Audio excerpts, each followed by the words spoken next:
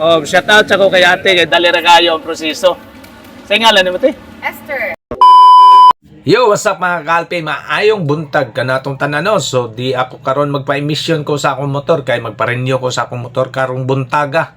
So, ang first step na to diriya is arita diriya ato sang ikuha ng atong papilis diriya. So, na ay cashier, na ay kuan diriya sa kilid, kini nga kilid mga kalpi is pwede ta magpa-massage diriya kung maghuwat-huwat pa mo sa inyong kuan.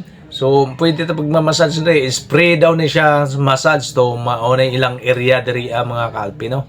So, ang ako nakuha ng diri nga emission is very fast arandali aragyod. Sa bagay, sayo pa man ko kayo pod kay alas 7 pa kape ng akong pag-abot diri. So, dali ra kayo. So, naanaga niya akong motor na gi-asikaso na nila ni Sir Dayon. So, mauna na akong motor, dali ara kayo, pay 10 minutes is na asikaso na nila. So, mag-open na sila mga kalpi is 7 AM.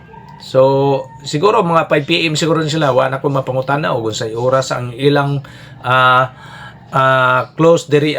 So, siguro 5 na sila mag-close. So, grabe ka paspas ang ilang pagkuan mga kalpi kay daghan sa silang empleyado. So, kung ganahan mo emission mga kalpi, diri lang ta diri sa Basak Pardo. Kung magtambay ta diri is may problema kay nay wifi, nay kape libre tubig. Oh guys, salamat kayo. Oh, umana, dali ra kayo. Pila ra ka minuto. Diyan na. Oh, diyan na akong papel. Sige, bye-bye. Salamat ya. Salamat.